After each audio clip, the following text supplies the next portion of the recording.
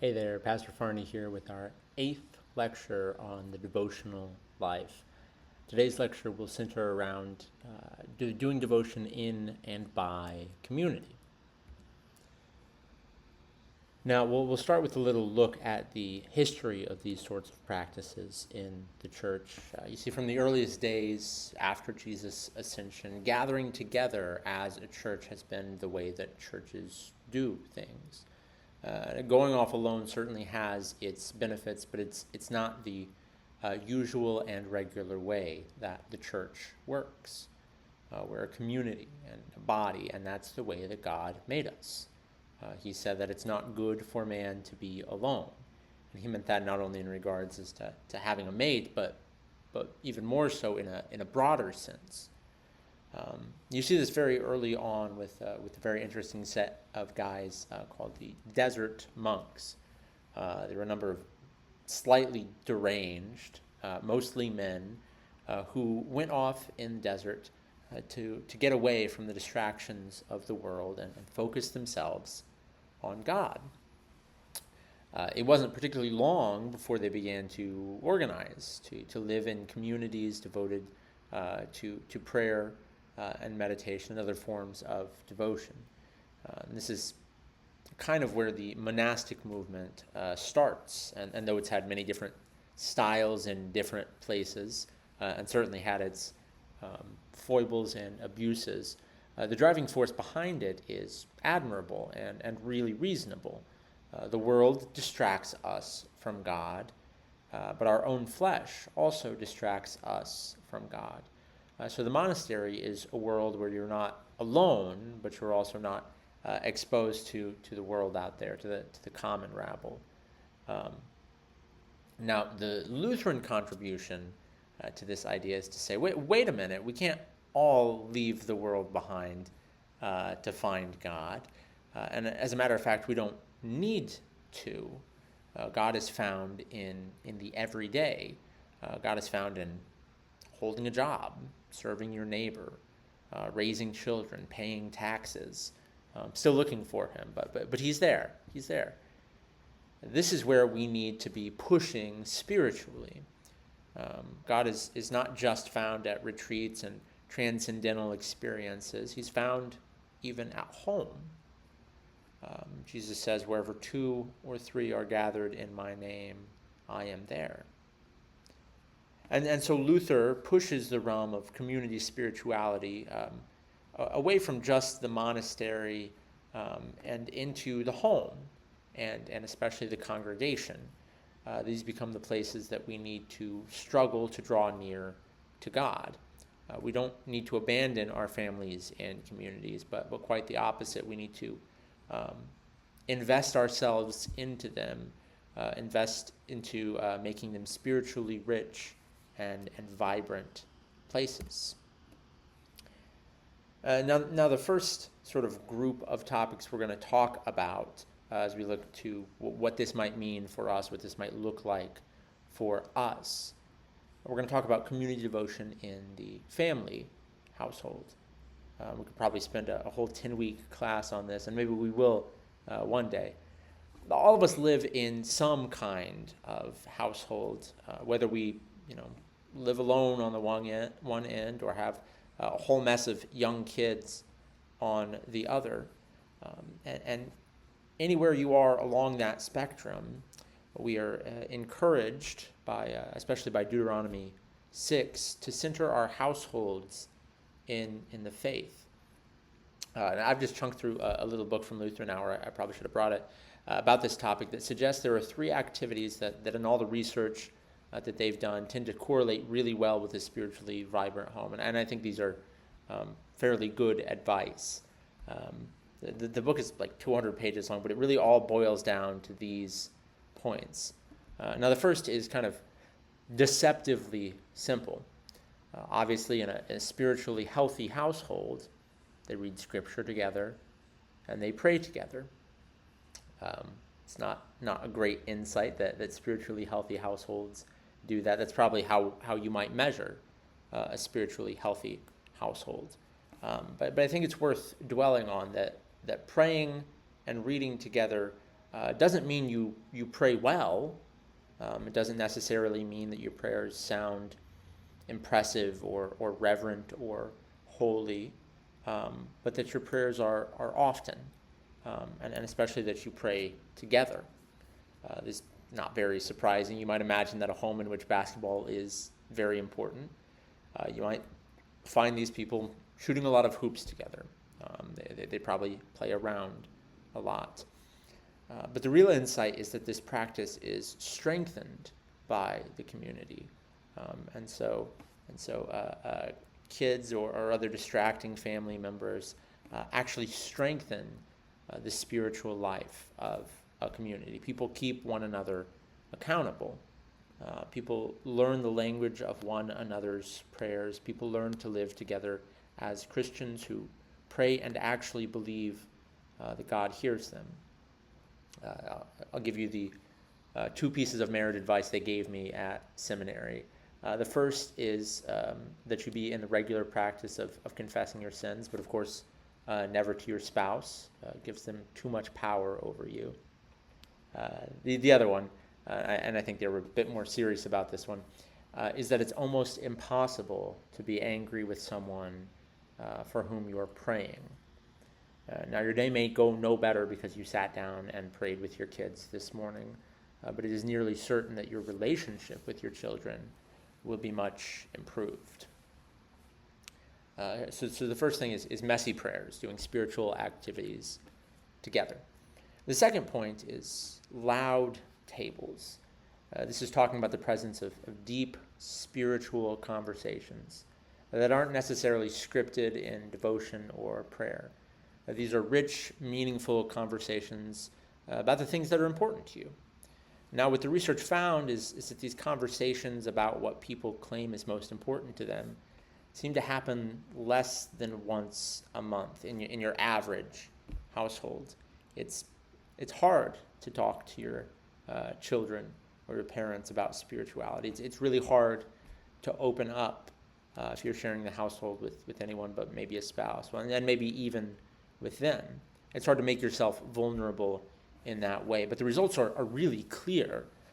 Those that manage to do it, that manage to have these impactful conversations about what's important, and spiritual in a very broad sense of, son, what do you want to be when you grow up?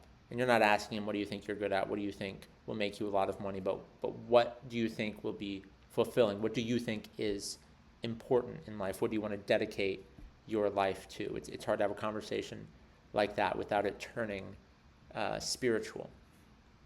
But those that manage to make those deep spiritual conversations, the data is clear. This will strengthen your family, both in a secular way. You will have a better family life, but of course, and more importantly, it'll strengthen them spiritually. You'll be more spiritually connected, and you as individuals will have a richer spiritual life. And part of that is learning to be honest with the ones you love and teaching them to be honest with you as well. So gather together around family dinner and put away your screens. Screens are easy, right? You tell them what you want, you type in whatever you want, and they give it to you. And people do just about the opposite. You try to corral them into a conversation and they want to talk about anything but that. Nevertheless, it's worth it. It's really worth the effort. So whether your family is 2 people or 20 people, take some time to work serious conversations into your life. People who do that, people who are able to do that, end up doing a lot more things together in general. They go on a lot more walks, they have more dinners together, they play games together, all the things that a good and healthy Hallmark family do. And even if you're gathering around a table outside of the home, if no one in your house is a particularly good or willing cook, make it a place of meaningful conversation. Basically, I'm asking you to quit being shy and talk to people about your deepest and your most consequential thoughts. And you don't have to turn your family dinner into a therapy session. That's lame. It's quite the opposite of what we're hoping for. Instead, just focus on making sure there's some kind of conversation.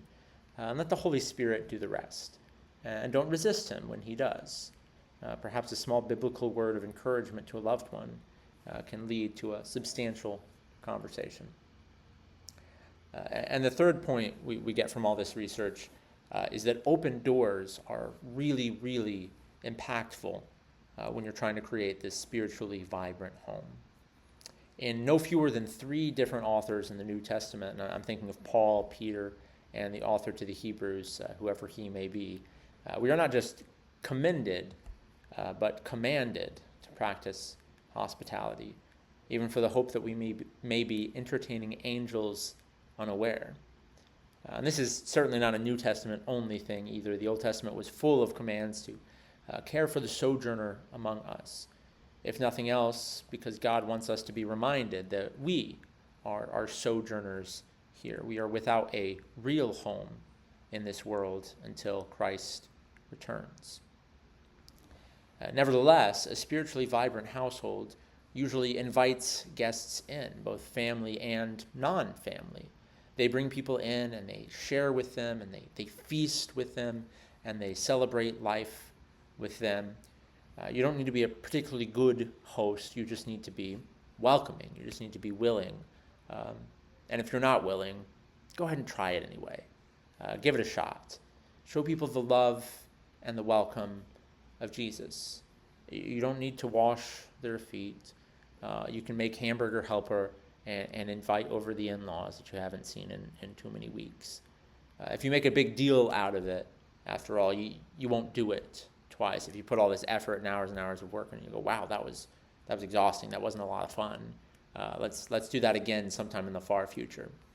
But if you make a habit of inviting people into your home and just sharing a small, simple meal with them, you'll be surprised at how you're invited into their lives and how you're blessed by the conversations. And the great thing about this is it works really, really well if you've got a family with young kids and you can invite their friends and their parents over. And it works really, really well if you're a single person and you've got 1 or 2 good friends that you can invite over and have a nice little meal and a cheap bottle of wine and practice hospitality in that way and see what kind of blessing God brings into your life in doing so.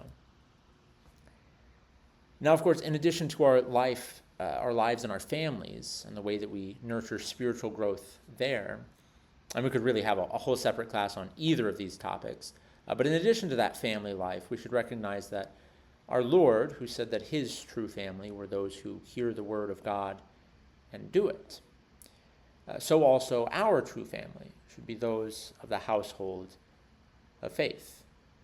And I won't belabor this point too terribly long, but we should remember that standing around and chatting and socializing and seeing other people isn't just incidental to congregational life, but it is essential. We don't all come together because it's organizationally and financially more feasible and it supports missions a little better. No, we're together because we are one people, chosen by God, made his own by water and the word. As Hosea the prophet says, we who were not a people, he has called his people. This is the mystery that we celebrate as we worship together. And I would refer you back to lecture number 2 to consider the blessings of worship as a community. We also gather together as we are able for Bible study. And I would remind you that you don't come to St. Paul's Bible study because I'm the only smart person in the world teaching about the Bible. There are plenty of more interesting people and topics that probably appeal to you a lot more. But you gather here because this is where St. Paul's is. This is where our congregation is. You're talking about the devotional life because that's what we as a congregation are studying. And you're listening to me because God has made me responsible for your growth, which is as scary for me as it is for you, I'm sure. And your other Bible studies, if you're in the habit of attending those, as you well know, are just as much about the people as they are about the material. Now, the material is good. This isn't just a social club. It shapes our community life together. But it's okay if it's not even the main thing when you gather together. There's nothing really wrong with that. It is the center of our community, to be sure, as a thing, and we can never lose that. But you don't need to feel the pressure to make it the center of all of our gatherings. Sometimes we just have potlucks. Sometimes we just eat together because we know it's good for our community. It makes these strangers a little more our family. And they are a lot like family because there are some you like more and some you like less. But no matter that, it doesn't make them any less your family. Just as your real family don't care a lot whether you like them or not. They're still your family. And you still need to be around them, even if you hate their guts, though you pray that would cease to be true. And the last thing I want to mention as I talk about our community life together is just a really shameless plug for crass nepotism. We're a community, and what benefits one of us benefits us all. So those in our community that run businesses, patronize them. I don't know if McMahon is the best guy in the town spraying for bugs. He may well be, but that's not what's important. That's not why I use his service. It's because he's part of the family. And if my brother makes a living at something, I'm going to support him.